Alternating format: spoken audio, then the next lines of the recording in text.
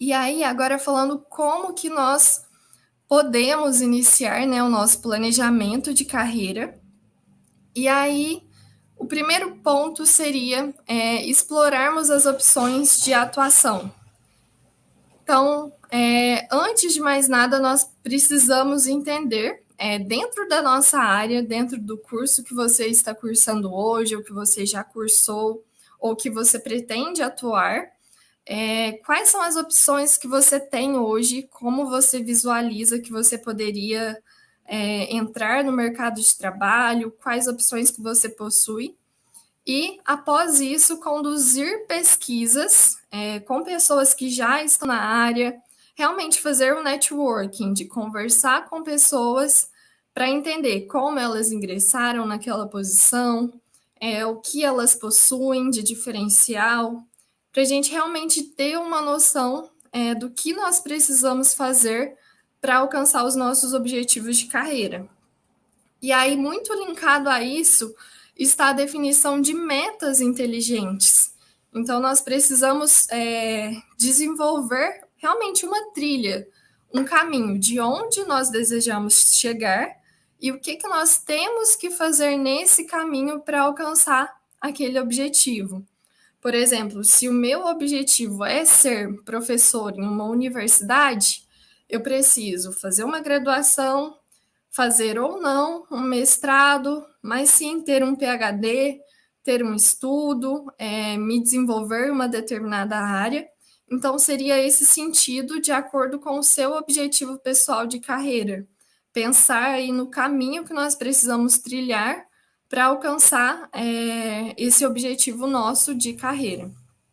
E, por fim, criar um plano de ação para a gente ter metas mensuráveis, com datas, com prazos, com tudo muito especificado para ficar muito mais claro o nosso caminho para atingir esse objetivo.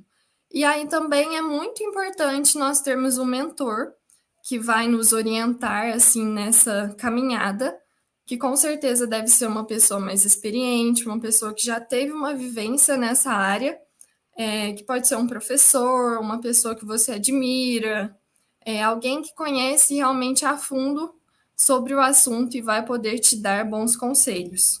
E aí, um ponto muito importante que normalmente pode acontecer é a transição, normalmente, da carreira acadêmica para o mercado de trabalho.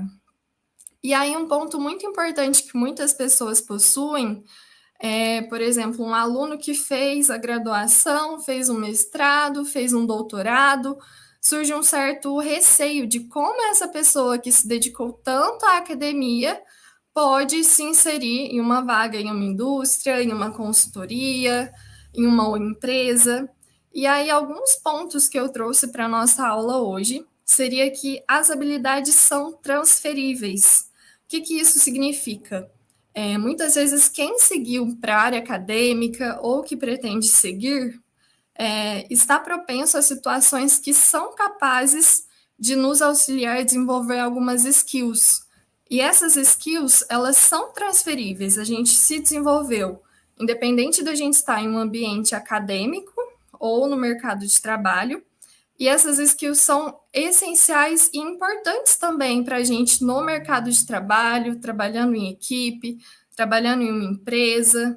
Ou seja, nós conseguimos transferir todo o nosso conhecimento aprendido em um nicho para um outro nicho, independente dele ser acadêmico ou mais voltado para o mercado de trabalho.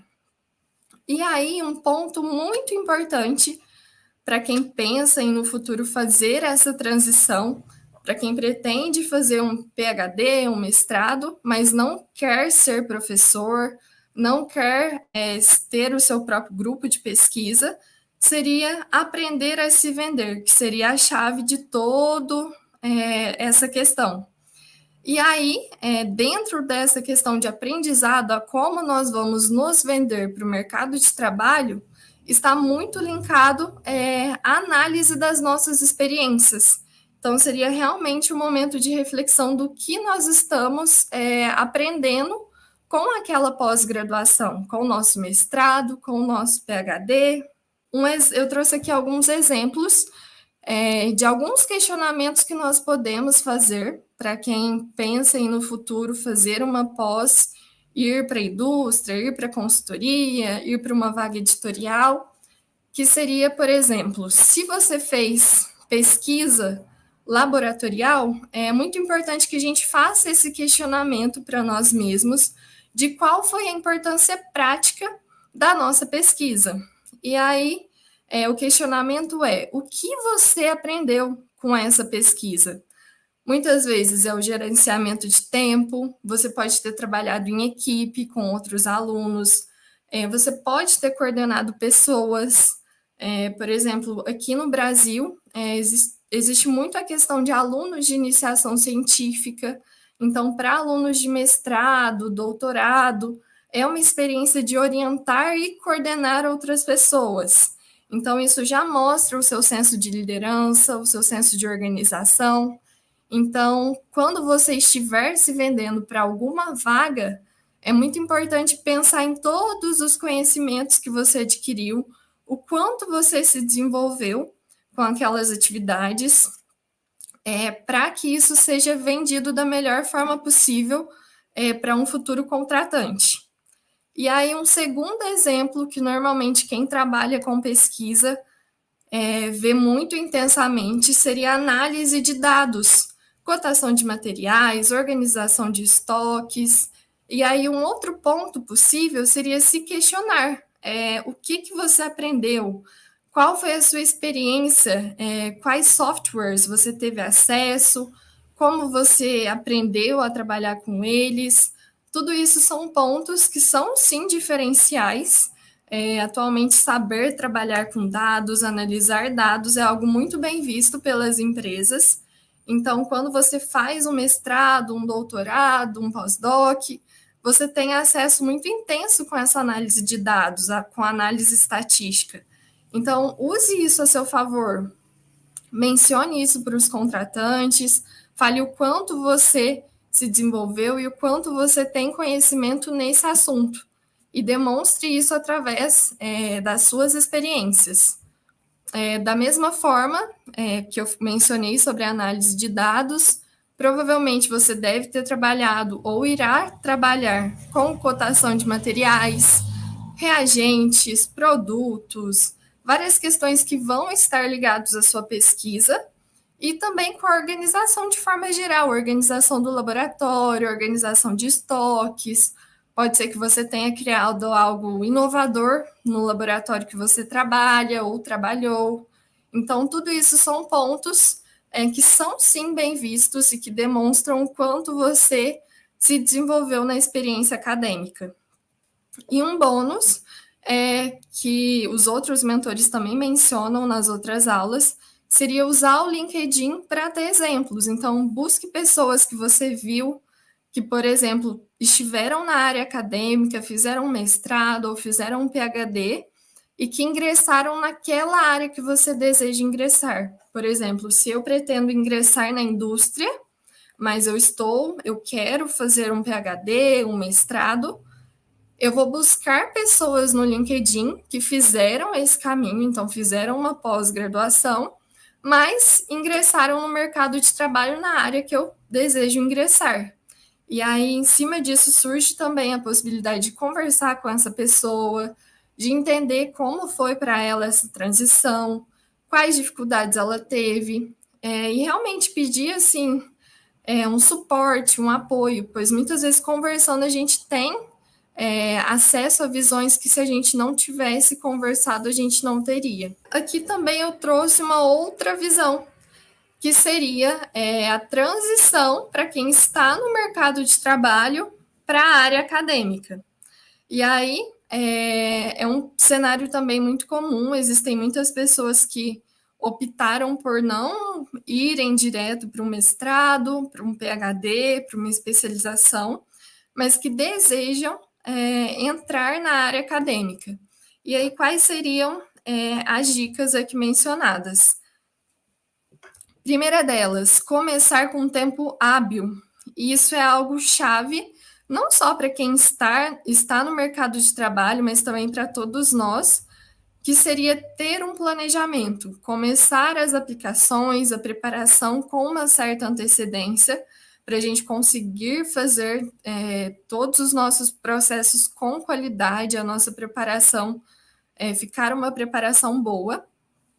E o segundo ponto é ter claro para você o porquê da escolha.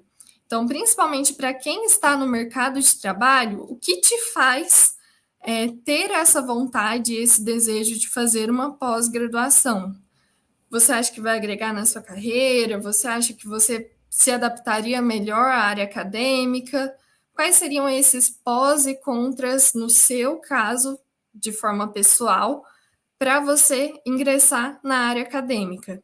E isso vai muito muito mais do que uma simples reflexão, mas essas são perguntas que vão te orientar também durante a sua aplicação, no momento em que você for escrever uma carta de motivação, no momento em que você for para uma entrevista com um professor. Então, é muito importante a gente ter essa clareza antes de tomar essa decisão. Um terceiro ponto seria agregar experiências ao seu currículo. Além da experiência no mercado de trabalho, buscar formas de agregar conhecimento, seja através de cursos, através de um summer job, de um winter job, da participação de eventos internacionais. Então, buscar sempre formas de agregar conhecimentos para você e também contribuir para que o seu currículo fique um currículo atrativo para os professores, para as universidades. Em adição aos fatores já mencionados, entender sobre os financiamentos e bolsas. Para quem já está no M60, vocês sabem o quão importante é a gente ter conhecimento de como funcionam, quais são os tipos de bolsa, quais as possibilidades que nós temos para alcançar uma vaga de pós-graduação onde a gente consiga uma bolsa de 100%, a gente consiga um salário, né, para desenvolver a nossa pesquisa, para a gente realmente conseguir se manter, para a gente conseguir fazer uma pós-graduação muito mais tranquila. E aí, um terceiro ponto seria a gente comunicar as nossas skills sem erros, que está muito atrelado ao que eu mencionei naquelas perguntas para as pessoas que já estão na academia e buscam ingressar no mercado de trabalho. Isso também se aplica aqui para quem está no mercado de trabalho e busca ingressar na área acadêmica. Então, é muito importante a gente expressar todos os nossos conhecimentos, as nossas habilidades, de forma clara, sem ruídos de comunicação, seja através de uma tradução boa, seja através de um texto muito bem escrito, onde a gente não só menciona o que está no nosso CV, por exemplo, em uma carta de motivação. Então, é muito importante que a gente vá além, que a gente saiba expressar o que a gente aprendeu em cada uma dessas oportunidades.